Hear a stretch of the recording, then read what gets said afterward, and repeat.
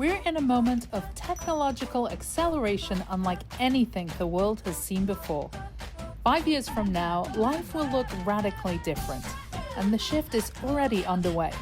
I'm Rachel Wilkins, and this is The Good News Is, a show about what's next and how to meet it with curiosity. Each week, I'll talk with the thinkers and builders that are shaping the future, from the evolution of money to digital land, on-chain fashion, and even space travel. Let's get into it. Today, I am joined by the one and only Latashá, a true creative force, redefining what it means to be a musician in the age of emerging technology. From hip-hop to dance to decentralized media, Latashá breaks boundaries at every step. We'll talk about how she's using cutting-edge tools to empower herself and her fans, build community, and rewrite the rules of creative ownership. This is more than a conversation. It's a portal into the future of music. Let's get into it. Another exciting episode where we delve into the minds of visionaries and trailblazers who are redefining the future of art and tech. And today we have the incredible honor of sitting down with Latashá, who is a polymathic creatrix, whose work transcends multiple genres and mediums, and whose powerful message of self-empowerment and healing resonates deeply with me and I'm sure many others. And Latasha's artistic journey has evolved to encompass dance, punk, and a myriad of other expressive forms, making her a true pioneer in the creative space. So, welcome. Thank you so much. I love that intro. Thank you. Amazing. And you, I just was at FWB Fest, and nice. I am so bummed because I literally left like 15 minutes before your killer. Oh no, so fun. You missed out on such a good time. You were like on my calendar and I had this crazy migraine and oh no, it was a lot. It was a lot. Like the altitude does a lot to people too. So yeah. Thank you. Make me feel less like an old lady because I don't know why I'm like pooping out every night at 6 o'clock. That was there was a lot of people like that. The first day for a lot of people was tough. Yeah, but everything I saw, I had the biggest FOMO and like energy around your performance there, like crazy, amazing, awesome, spiritual was one of the words I heard. Like, talk to us about what it means to like be in those spaces with people that you've built community with over the last couple of years and just how that feels to be empowered like that. IRL experiences are my favorite, to be honest, because I feel like we've all found each other via digital. And then, you know, as much as people say that the digital realm might not be real or things like that, there's just so much things we're all going through together digitally, especially in Web3. And there's like so many emotional connections that we're making and synopsises going through each other. And once we get in front of each other, I think there's just something that is really powerful that happens to all of us. And everything starts to make sense. And so I love performing for this audience. I love like connecting and going to festivals and conferences because I really get to see who people's auras are and get to really know them in a deeper space. So it's always joy. I'm really grateful to be here with so many people that just have similar minds and are thinking differently in all the things. And I feel like your fans are like a special breed. Like they are like hardcore. Yeah, I call them the infinites. They don't know that, but in my mind, all my fans are the infinites, and they just like are so beyond. And I'm so grateful for all of them and all their love, for real. So tell us about this draw towards emerging tech. Like, what is it about what you've seen just over the last 3 years or so, right up to doing some really innovative things? I think as a musician, you are somebody who's really stretching the tech right now more than anybody I see in the space. And we can get into kind of the nuances of your stuff with Bonfire. The thing that you did recently where the people were rewarded for sharing a music video, which was really exciting. Like, tell us where that fascination came from. Was it pre-Web3 that you were interested in how tech could influence music, or is this a whole new world? Honestly, I don't know, to be honest. I feel like culture is tech in my mind. Like it's just really connected. And I feel like being a an artist and a musician is technical. Like I always have to think of innovation and different ways of saying things and doing things. And it just comes really naturally to want to take risk and try stuff, you know? And so being in the space just kind of like made it physical, and not really physical because a lot of shit is digital, but made it just tangible and available to me to play. And I love experimenting and trying things and seeing what works and seeing what doesn't. I'm not afraid of that. And so I think this is like a really good space for somebody like me and artists that think that way too. I love that. And I think just reiterating that point of like play, right? Like I was just talking with my wife recently because she just left the law practice. She's like, I want to become a recovering lawyer. And I'm like, you should just come and play in Web3. And she's like, I'm so afraid of doing the wrong thing. I'm like, I don't think, and I think first of all, the best entrepreneurs, the best creatives, the best business people in the world are not afraid to fail. Yeah, right? that's a fact. And fail is like not even a word. It's like it's ideation. It's like chipping away. It's the next thing. Like you're not even thinking about the thing that went wrong because you're already somewhere else. Yeah, very much so. I don't know about you, but I felt like, and maybe this is just an age thing, but like I felt like on chain has given us permission to fail frequently.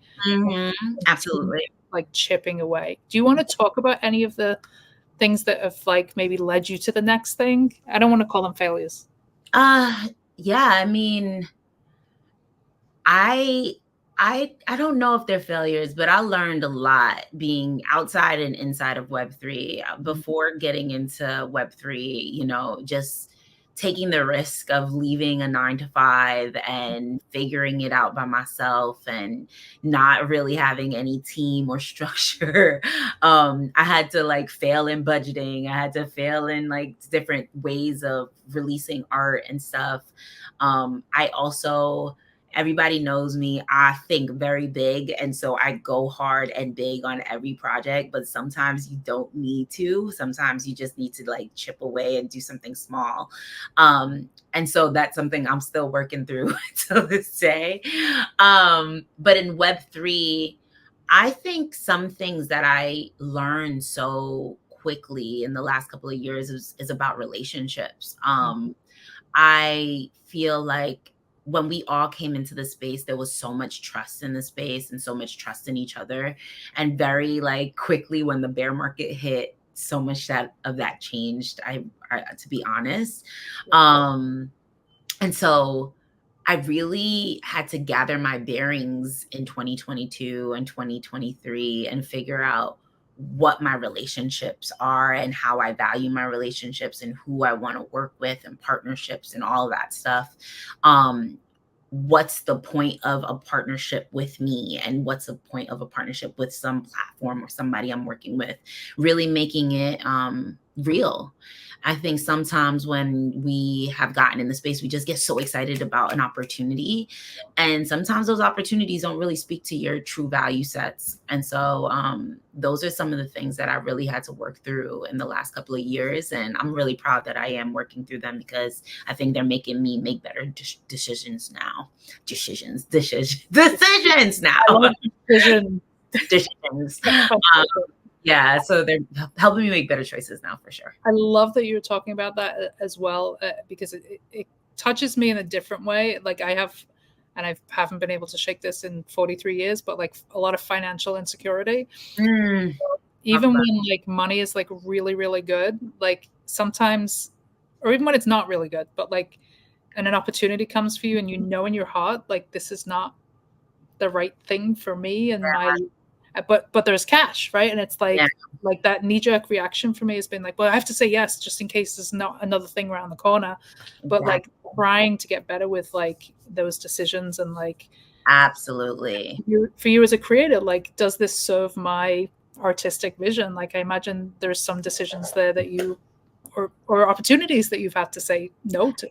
Absolutely. That's such a big case for musicians, especially, and artists, especially. Like, you know, the scarcity mindset is something that is just so programmed into so many creatives. And so you just are trying to grab, but like, you find yourself grabbing so much that you led yourself into a different existence than you really thought your purpose was for. And so luckily, I think that everybody who does do that, they always realign and find themselves back to like, okay, this is actually what I'm supposed to be doing. That was a lesson. Thank you for the lesson. Now back to this, you know?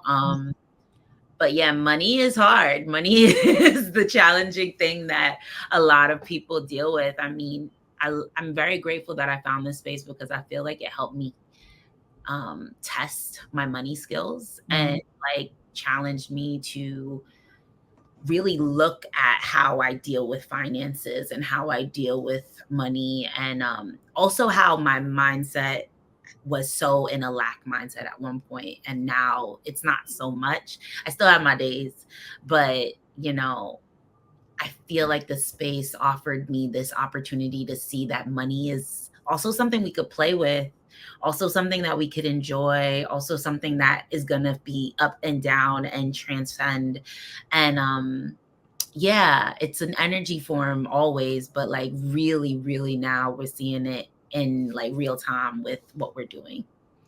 And I still feel optimistic about this like new creator economy. And I think there's been a lot of shifts, right? Like I think what we saw in 2021 was just like crazy numbers, volume, crazy prices of NFTs, like very fruitful for a lot of people, not for me because I missed everything. But that's Oh okay. no. I had like one win and it was, yeah, but we didn't even get it. No, but there was this huge wave. And then there was this, I think, platforms that came along that were like really empowering seemingly a lot of creators. And then it just kind of fell out when the creator royalties went off the table and people realized that, yes, a lot of people and businesses and companies that came here not really for the creators, right? Yeah, absolutely. I don't know about you, but I feel like this response that we're seeing now, where it's like we're moving away from mainnet, we're moving to like cheaper access and entry points for people. I think there's a really interesting conversation there for creators, but it's so early in that process. Yeah. That I think people are looking at like, okay, well, with base, like there's a lot of folks that are doing mints that are like $1. Like, how do I possibly sustain my creativity with $1, right? And not thinking about the bigger picture. Like, I would love to get your take on kind of like then versus now. Yeah. What pathways maybe you see for creators and for yourself. You know, it's interesting because I am such a big fan of the 2021s and the 2022s, obviously, as a musician that made a lot out of those times and received so much value out of those times. However, I think what had to happen was where we are right now, where we're like witnessing a transcendence and like kind of a transformation on how to navigate this whole system. I can't say it's perfect because I still think there's so much work that needs to be done for culture, creatives, communities in this space. I don't think we're at a spot where everything is right. I still think that a lot of platforms need to consider artists at the forefront of what they're doing and culture at the forefront of the tech. However, I do think that there is this like notion that we're all working towards getting 1 billion people into the space, right? And so a lot of the ideas that the platforms are doing is in that regard. I'm not a fan of 1 billion people in Web3 yet, to be honest. And I know a lot of people think that's shaky of me, but as a woman of color and a woman in general, I think we got a lot of work to do before we could get 1 billion people in this spot. But I think I am liking the parts that I am liking are like the amounts of people that are coming into the space.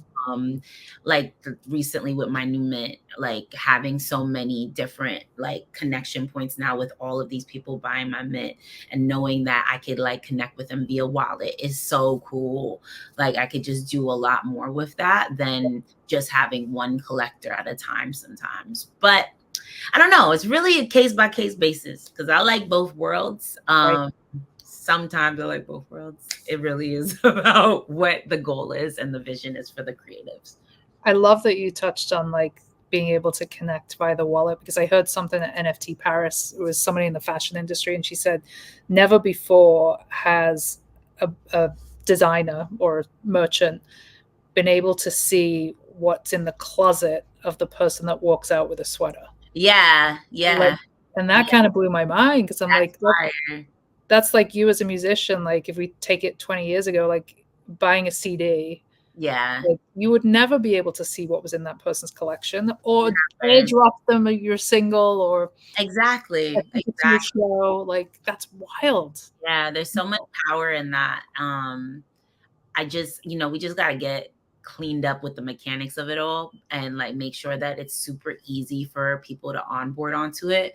But yeah, knowing that that is the future that we're heading into is really, really amazing.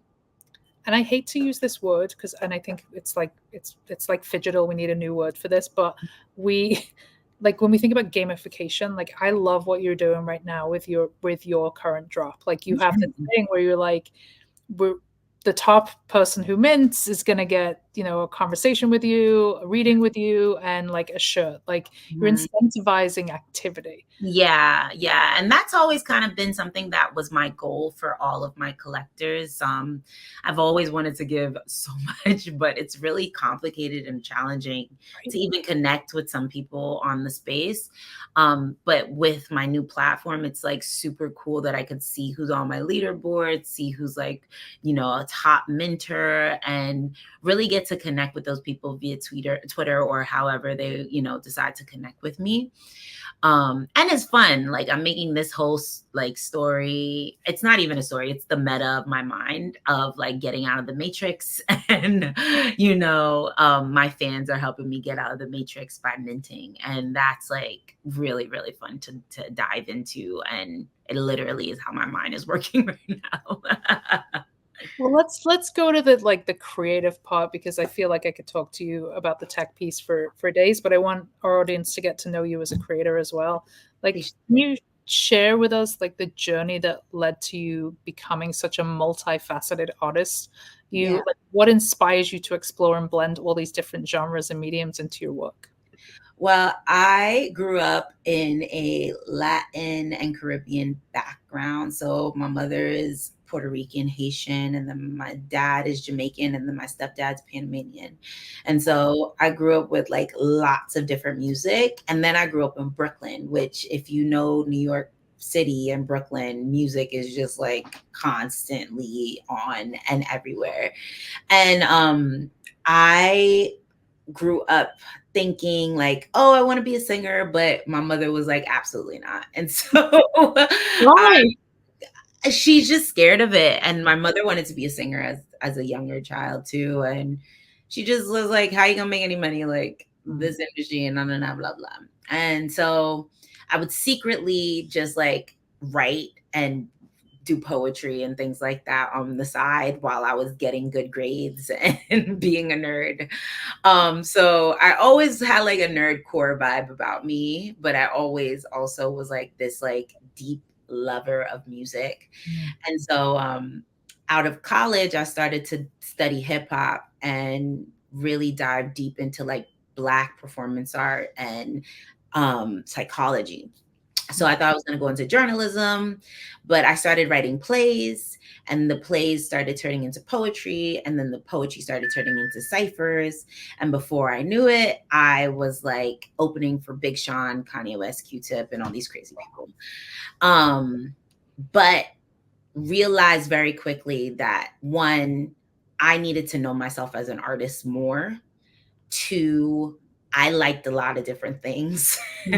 And the industry, I didn't feel could hold an artist that liked so many different things in that way without making me a pop artist. Um, and so I was like, I want to figure it out for myself. And went through a lot of deep emotional depressions about it, but came out with a lot of understanding of who I am. And so did a lot of crazy things independently, like worked with Nick Littlemore from Empire of the Sun, did a lot of sync and had my music on all types of movies and TV, and just always figured it out independently, which I was really proud of. But then COVID hit, and of course, Mm. that's how I found Web3. Um, but the mix of everything that makes me like a multifaceted creator is just the journey I've been on. I've learned so many different types of arts and mediums. And I was a graphic designer at one point in my life. I was a creative director at another point in my life, and kind of had to do it to just sustain myself. Mhm. And now I'm here with all of these skill sets. And, but music is still like the home base for me, because music helps me heal and understand and relief and express and empower. And so that's where I like to live, to tell my story. It sounds like it's almost like a transcendent experience for you. And Yeah. I'm curious to know is if there's like a part of the creative process that you love the most. Like I hear people talk about, and I've experienced this as a painter, like there's a point where you go into this state where you forget to eat.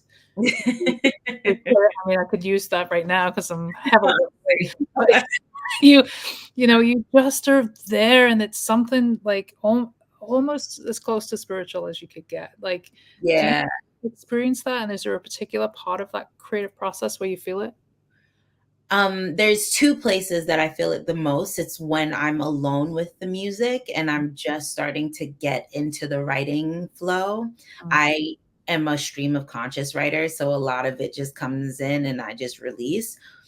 And the second place is in performance, when I'm on stage and like having the moment with the fan is like, or not even family, with the people there. It becomes so much more beyond me once it's out there in the world in that way. And I don't know, there's just something so really, really powerful about performance. And that's my favorite place to be. I love the stage. And so, yeah, those are the two transcending places that I like to live in the most. Has there been any moments that you've experienced where you've either been surprised or moved by somebody's response to your creativity? Yeah, whenever I've, had a fan come up to me and cry about a show, or, tell me like, "Oh my God, I feel like alive. Thank you." That's what makes me keep going. Despite all the crazy risk and trajectories that I've been on in my journey, it's that love that I get from people, and that reminder that this is beyond me is why I keep doing what I do. And I, just observing what I did at FWB and seeing how your fans particularly gather around you, like, what do you think it is, that interconnectedness that you've created, like community wise? Like, what is that secret sauce apart from you? I think it's the understanding that we all want to get free, um, Mm, and like whatever that means. Because freedom is a construct that I'm still trying to understand. But I think everybody that I'm connected with wants to feel freedom and wants to like feel like they can just be empowered to do themselves and be themselves. And I think that's what keeps us connected. Um, yeah, I hope that's what keeps us connected. At least that's what keeps me connected with the people that I'm connected with. It's this reminder that we are all in a journey of being our freest selves. Can you talk a little bit more? You touched on it slightly, and I know you've referenced this before, but this idea of like escaping the matrix and stepping into your own revolution, like, Yeah, I kind of interpret that as like the freedom to explore new dimensions yeah, and breaking out. But I would love to hear like how you think about that and how it influences the work that you put out. yeah. I have so many ways of thinking of this thing, man. First of all, I love The Matrix. It's one of my favorite movies of all time, along with The Fifth Element. Um, but when I think of it, I go back to the Four Agreements all the time. Mm, That is one of my favorite books. yes. And this concept of like society's dream versus your own dream, and like kind of being caught up in society's dream, is what I feel a lot of us are in, right? Like we're all like caught up by somebody else's idea of something we're supposed to be. And so a lot of my life, I felt like I had to be for somebody else's vision of what I'm supposed to be it my mother, be it school, be it whatever, be it a job, etc. And I really want a world where people can be who they want to be if it's not harming or anyone physically, mentally, emotionally, spiritually. I think a world where people could like freely express themselves in their art, and a world where people could build things that they want to build for the world, and have the monetary support and et cetera to do so, is a utopia that I dream of often. And so if I could like create in that mindset, is why I am the way I am, and is what the Matrix idea is for me. It's like that way of breaking out of this construct that somebody is trying to keep you in. To that point, is there anybody on like your creative wish list that you would want to collaborate with? Is there, anybody who perhaps like shares your similar mindset and vision? I have so many people I want to create with, man. It's so tough. Like people are always like, who's the music artist you want to build with? I'm like, oh my God. It shifts, honestly. Currently, I just want to really create with myself right now.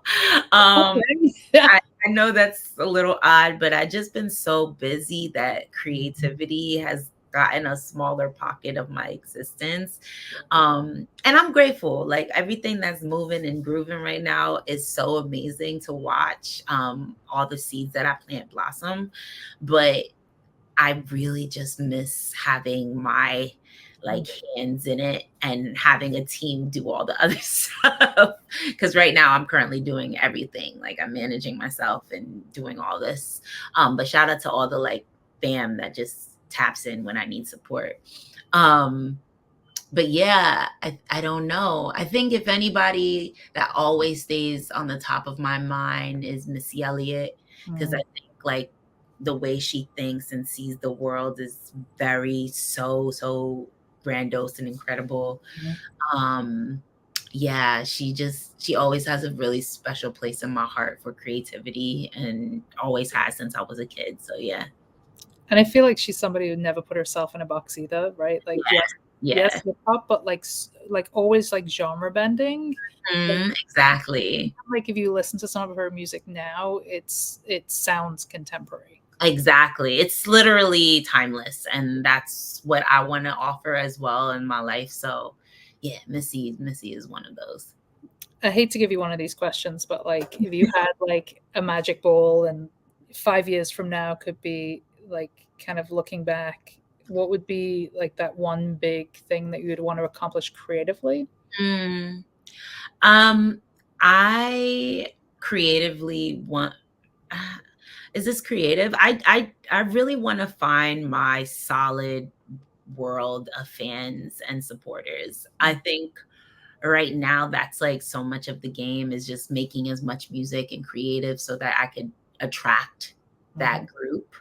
But if anything, it's like going on tour with a world that I built, like set design, all the things, and this tour being sold out, and like creating like an experience that people leave feeling super like empowered and free and excited, and being like, oh my God, I can't believe I just saw that Latashá show. That was insane. That's what I think you have like it's almost like that. I can see the beginning of that flywheel with FWB. Yeah. Like that on steroids. Yeah, exactly. I feel like I'm doing what I'm supposed to be doing to be that. Yeah, I just sold out experiences all over the world is what I want to really create, where people just leave feeling like, oh my gosh, I feel out of the Matrix today. I hope there's an album with a name related to the Matrix coming soon. That's so good. More, maybe. Well, I'll keep you posted. Yeah, we're not getting the alpha today, folks. So back to the tech conversation. What are you most excited about? The idea, it's interesting because I feel like we've kind of cultivated this like interconnection with each other, and like every chain coming together in this way, platform coming together in this way, artists coming together. It's really nice to see that, while also seeing like competitiveness and like it's like makes a healthy balance Yes. for us for creation. And so I like that. I like seeing how this thing is starting to operate. It's cool to see a seed being planted and then just like little buds coming out, and knowing what we got to add to, and more sun, more water, what do we have to like give it. So yeah, that's my favorite part.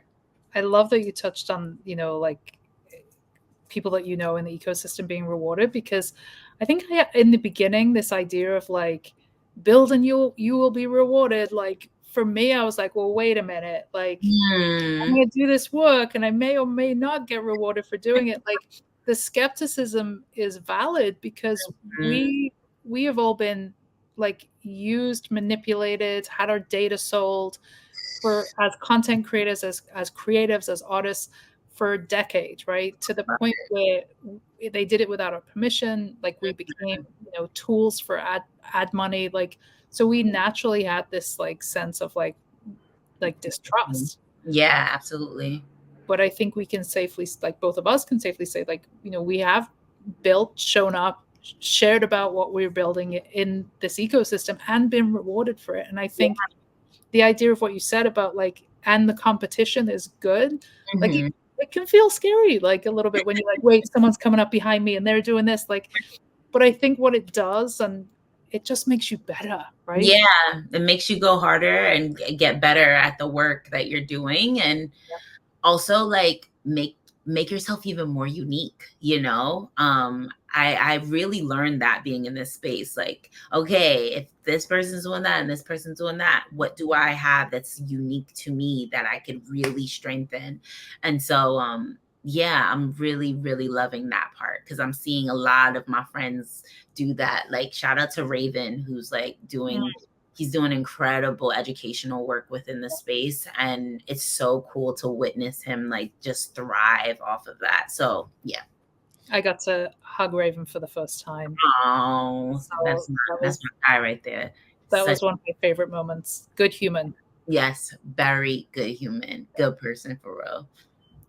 So let's wrap this up with best advice that you could give to a creator, whether that's a musician or an artist or anything else who's coming into this ecosystem. In general, what would you tell them? I would say get therapized, get some therapy before coming into this space. Did not expect that. Did not see that one coming. I really feel like people need therapy before getting in the space a little bit. That's just real. I'm not saying that it's a tough space to be in, but it is going to be a mind shifting space. And therefore you need to just be prepared for this mind shift that is going to come with it. And I think a lot of times artists come into it without that mind shift, and then have a lot of expectations, have a lot of doubt, have a lot of fear, and it like, snowballs into other things. So I'm like, get as much therapy as you can. Founders, builders, creators, everybody get therapy. If you can, and if you can't get therapy, get a journal and start writing out what's going on with you. Yeah, that's like my number one offering. That's so yeah, just take care of yourself. That's and like first. My battery, of course, just said it was dying, so we do not want that to happen. Here we go. Okay, we're good. We already failed out on one live stream today, so we don't want to happen twice. And then just like, how can people support you? How can they learn more? How can they see you live? Please tell me. Yeah, for sure. I won't be performing until next year again, I think. Lying. I might have one secret show coming up, actually. So I'll keep you guys posted on the secret show Amazing. on tosh55.xyz. That's where all of my existence will be showing up. You could also follow me on all the socials at Call Me Latashá. And that's everything: Twitter, Instagram, TikTok, etc. Yeah, and just be a part of this minting journey. So if you're interested in collecting digital content, I have so much out there. So go ahead and grab. Go mint, and if you can't mint, if you don't have $1, re-share this video somewhere. Yes, so grateful. Thank you so much, Rachel. Thank you. I'm glad we got some time to connect, and thank you for sharing your heart and soul with the world and allowing us in on a little bit of your journey, Latashá. We appreciate you. Thank you. Take care, Huns. Bye. Thank you. Thanks for tuning in to The Good News Is. If you're excited about what's next, make sure to follow the show and visit goodnewsstudio.io for more stories, guests, and ways to stay connected. Until next time, stay curious.